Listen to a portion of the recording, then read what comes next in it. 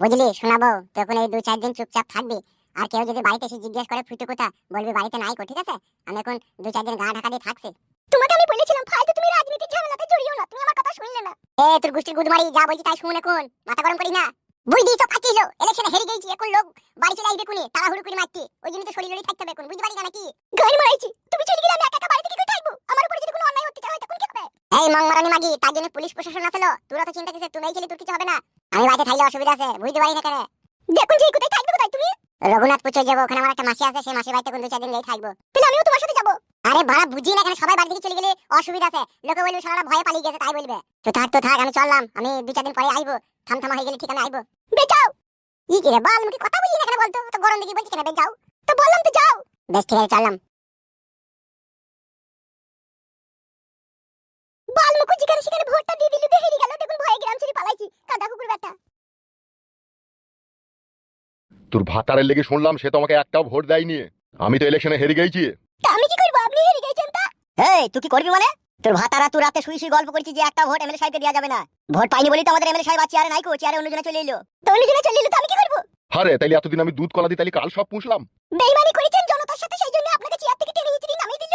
বেইমানি কিসের বেইমানি করেছে? সবই তো দিয়েছি তোমাদেরকে। শালা কত বড় নিমো খারাপ মেয়ে ছেলে বলো দেখিনি। হ্যাঁ, পঞ্চায়েতে যা এসে তাই তোমাদেরকে দিয়েছি, আর তুমি বলছো কিছুই দেয়নি। শালা গ্যাসের ক্রাইসিস চলছিল, বাড়িতে বাড়িতে 2 পুন করে ঘষি দিলাম, কার দিলাম।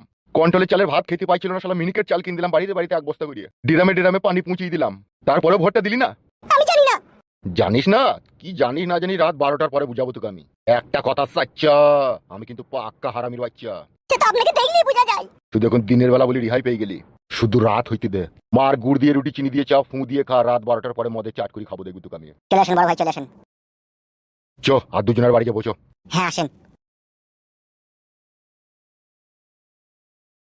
12 চুদা ফাঁদা কুকুর বেটা, ঠিক হইছিস, তুই হেরে গেছিস, তুই মর গা বেলা বিষ খাগা।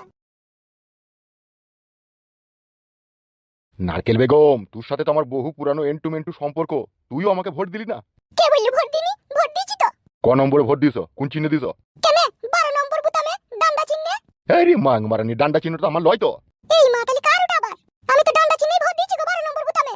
এই জন্যই মাং মারানি আমার চিন্তা হচ্ছে, শালা ভোট কেন পেলাম না এই খাপে। কেন গো, ডান্ডা চিহ্নটা তোমার লয়? না লো মাগি, ডান্ডা চিহ্ন আমার লয়। তাহলে তোমার কি চিহ্ন ছিল গো? ভুদা কপালি মাগি, জানো না আমার কি চিহ্ন ছিল? জানি না বলি তো, তা বলো কি চিহ্ন ছিল? আমার আন্ডাকর চিহ্ন ছিল মাগি।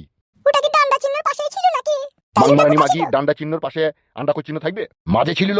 মাঝেরটা আমি হয়তো খেয়াল করিনি।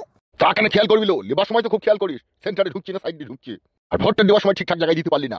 বেশ ঠিক আছে, এই বছরে হেরে গেছো তো কি হয়েছে? সামনে ইলেকশনে তোমার এই ডান্ডা চিহ্নে আমি সঠিক জায়গায় বুতামটা টিপবো। মংমারানি ভুদা কপালি মাগি, ততদিন কি আমাকে পাবলিক বাঁচিয়ে রাখবে? আমার ডান্ডা ছিঁড়ে নেবে।